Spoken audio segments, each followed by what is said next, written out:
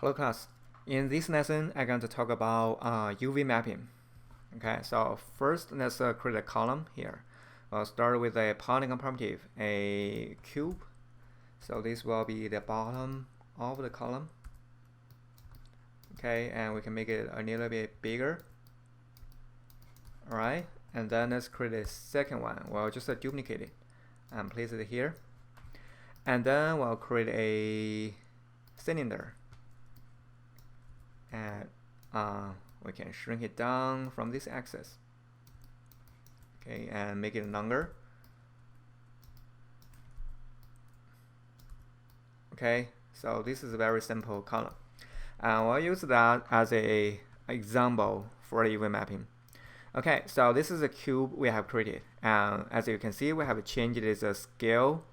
Okay, and this is the default cube we have used from our last lesson, and we have created the texture map for it. Okay, so now let me apply the texture, this texture, onto this cube, and let me show you the difference. Okay, so now you can see that the texture is really kind of distorted, right? And these faces, they're really compressed along the y-axis, and this face is okay. Why this happened is because the UV is not correct. So if I select this cube, go to the UV editor. Okay, if you don't see this window, just go to here and UV editor. Okay, so as you can see, for its UV, it still shows each face as a square. Okay, same like this one. However, here, as you know, we have compressed this cube. We have shrink it along the y-axis. So here's really is not a square. Okay, it is a rectangular shape. Okay, so we have to change this UV. So how can we do that? After you have changed the shape of your model, okay, for example, this cube and this cylinder, what you have to do is select these objects. Okay, here's the important. Select this object. Let me just deselect one as a comparison. So select them and go to modify, freeze transformation, and then delete its history. Okay, so these two objects I have freeze transformation and delete history, and this one I haven't. Okay, so now if I select this cube, and if I go to UV, and under UV you should find here has automatic, here has a cylindrical, and planar, and spherical. So what are these? Basically these are projection, UV projection mapping. Okay, so let's take a look of the automatic and take a look of this icon. So basically for automatic mapping is when you apply it, you're going to create 6 different cameras along the 6 different sides of this cube, and each camera will project the plane on that side, and then reflect the plane at here. So basically they'll extract this whole cube into from 6 different directions and put it on this 2D plane. Okay, so that will be easier for this kind of a cube object because each of the faces aim to different directions, right? So if I select it and go to UV and automatic, and here you can see here's a plane, here's a plane. So these plane cameras basically is the direction it's going to extract the plane on your cube. So here's the result. As you can see, this is the bottom face, right? This is the bottom face, and it is a square, and this is the top, and here are the side faces. As you can see, here's the front, here's the back, and it extracted the face with this right proportion, right? So if I select this one and I apply the same thing, UV automatic, see, it extracts all the faces, but it keep its original scale, right? The original scale like this. It extract the front face as a square. However, we have changed the scale is now a rectangular shape. The reason is because it has history. So if I go to here, you can see it has this history note, and it has numbers on the scale and on the translate Y. So that caused this issue. So it still reads this cube as the original shape, not the shape we have deformed. So to make it extract to the correct proportion of each face, you'll have to do is, remember, modify phrase transformation and add it and delete its history. So we do this a lot, okay? Because these two steps is really important. And even when you are doing ringing, before you do ringing, you'll have to do that to clean the history of your model. Okay, so after I have done that, and then I go to UV and automatic. And now you can see it show correctly.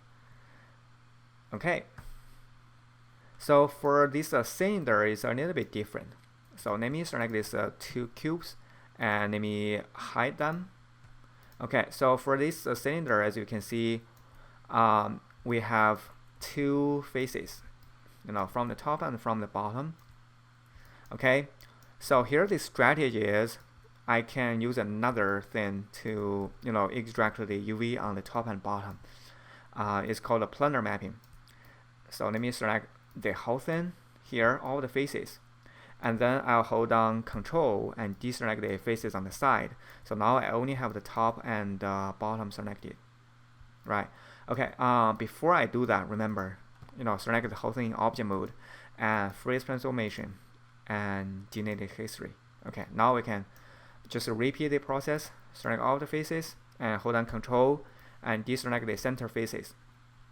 So now we only have the top and bottom faces remain selected. And then we can go to the UV and we can apply a plane. And you can, open the option box on the right side. So basically what planar mapping means is it will only create one camera to project the mapping. And you'll have to decide from which axis you want it to project from. So basically, if we look at the plane from the y-axis, right? So now I'm looking at it from the top, which is the y-axis. I can see the full scale of this cube, this plane, right? So that's to say, if I create a camera on the y-axis and looking down at my the plane here, I should be able to record the whole plane in its original scale. So here I'll choose y as the project from axis, and I'll project. Okay, and then in your channel box you should see this number, project width and project height. So I would recommend always type 1 on both width and height, so you can make sure that the UV, the map you projected has the right scale. So sometimes you may have one on one side and another side maybe 0.5. These two numbers is not equal, and then you'll have this thing happen. So it is not the real scale of the plane. So in that scenario, you'll just have to make sure type in 1 on both the width and height. So now we have them here, these two planes. So right now they are still together. So what we can do is we can just deselect them, and then since they are separate planes, so we can just double click on any of the plane here and hit W key for move, and we can move the other plane out from this one. So these are two planes, and then we can double click on this one, hold on Shift and double click on this one, and we may hit R key to scale them down a little bit and place it here. Okay, and then comes to this part. Okay, so for this part, we can go to the face selection mode, select it from here. Since we have moved out the top and bottom, so we know now we are just select the center faces, right? So that is the same result as if you select from here and then deselect the top faces. So you'll get the same result. Okay, so here I'll just select the center faces, and then I will apply something else. It's called cylindrical. Okay, so we'll apply. So now you can see that for the cylindrical projection mapping method, it'll create something. It's like a cylindrical shape, and it will surround this cylinder, and it'll project all the faces surround this cylinder. Okay, and you can go to the channel box. And right now you can see that projection sweep, it only covers a half of it, which is 180 degree, which is not correct. So we want it to cover the whole thing, so we'll put 360. Okay, so now you can see that it closed at here, and here's it. Okay, and here's the result, and here is the original column. Okay, however, as you can see that it's still the scale of each face still looks like a different than the original column. So here's a wider, here's a thinner. Okay, so what we can do is we can go to UV mode, and we can double click on any of the UV here. So you'll select the whole thing, this whole shell. Okay, and then hold down Shift key, and then hold down mouse right key, and then you'll go to unfold and apply unfold again. So you'll unfold the UV of your column, and now as you can see, it's the real scale, right? It's the real scale as the original cylinder. So that's how you're going to change the shell of the UV to the original proportion.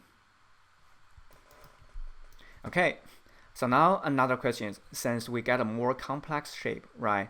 So we have to decide where should we place each shell of this UV, and later on we're going to use it for texture map. Okay, so go back to object mode, and in outliner, so here I'll go to outliner, and where is it? Here. Okay, so I'll show up the cube we have hidden. So you can select those these two and hold down Shift and then hit the H key to show up these objects, or you can just go to display and show selection. It'll show up. Okay, so now we'll select this cube and this cylinder and this cube. So all of them will show up in this space. Okay, so what we'll do is code something, like reorganizing the UV space here. So to make a UV map for texture, you want to make sure that all the UVs on the object is inside of this cell.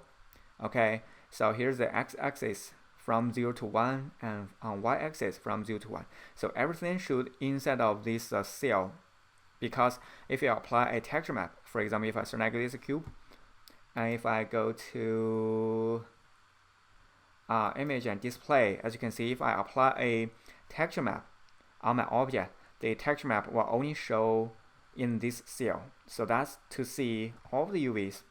The UV should be inside of this cell in order to show the texture map correctly. Okay, so I'm turning off the texture display.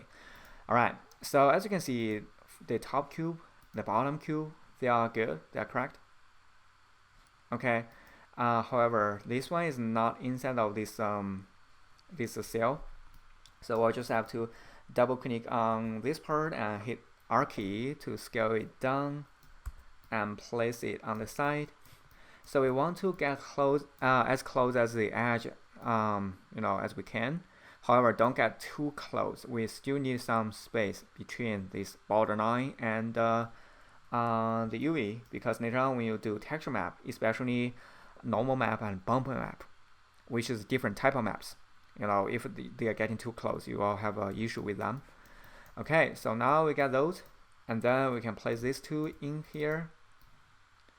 Okay, and then as we scale them down, make sure you get close to the proportion, as close as you can.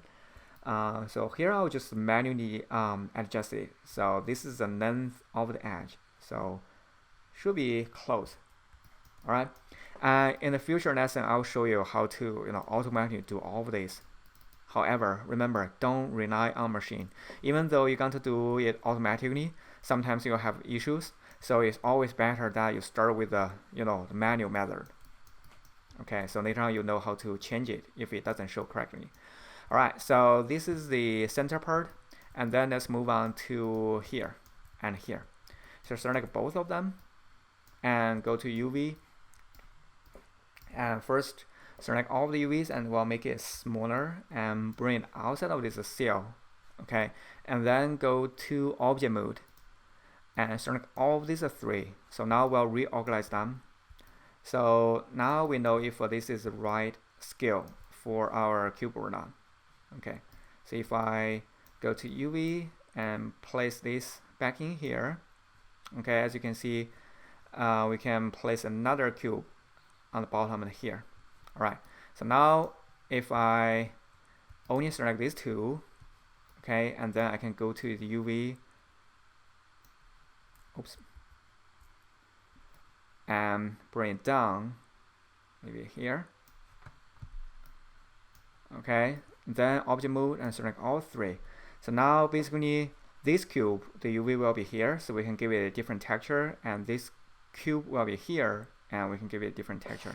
And this is for the cylinder here. Okay, so usually this is done, and you can move on to the texture part.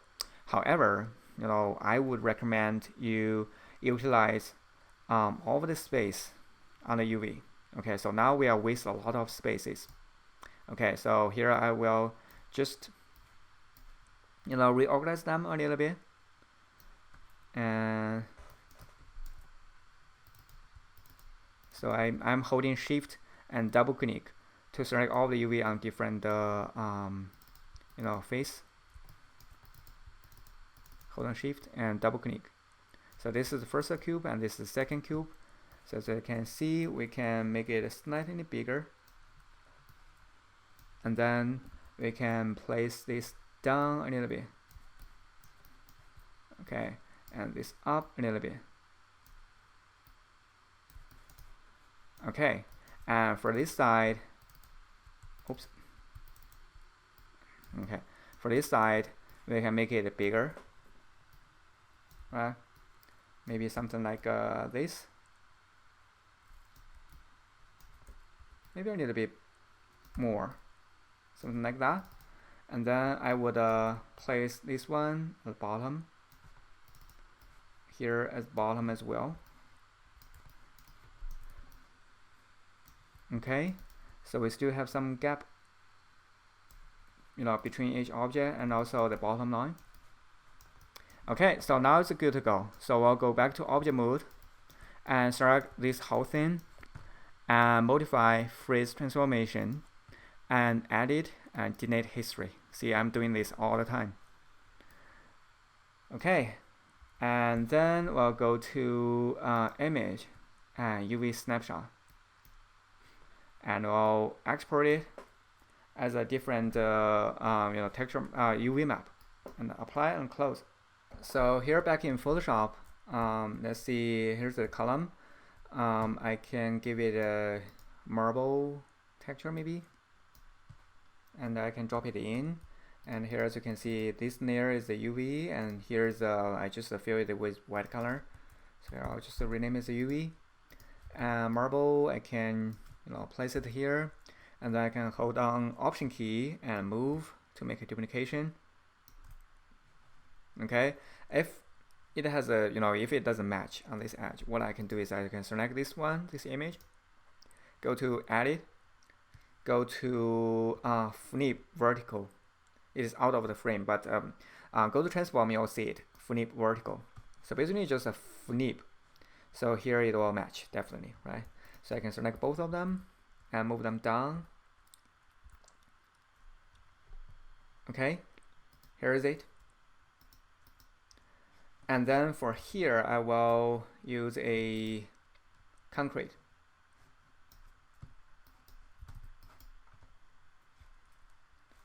Where is it? Okay, so concrete and move it in here, and I can make it smaller. Okay, one cover there, one cover here, and I can give it more creation. So I can give it a, so for this area I can fill it as a blue color and change the mode as multiply and lower down opacity, and select this one and fill it with a red color, just to show you example. Multiply and lower it down opacity. Okay, so if I hide the reference line, the UV line, and right click and go to texture map, JPEG image for export, and then here we can see texture column. Okay, and then if you go back to here, and if we create a new material, a new, for example, number material, and oops, okay, M02 as the second material, and here, let's see if we give it a texture. Okay, and for image size here, well, just note a texture that we just created. Apply, and then select the whole thing here, and then right click on the material we just created. Right click on that, and you should see assign material. It display a little bit weird for here. Let me just reload the window. So hypershade. Here we go. So select everything here, and right click on your material that you have created. Here we go. So we have each part display different color of the concrete map, and as you can see, all of the side, it shows the texture map with its original proportion. There's no distortion on the texture image, right? And even for here, for the cylinder, it shows it very smooth. Alright, so that's the process how you would fix the UV of a complex object, and how to create a UV map and then do a texture map for your model.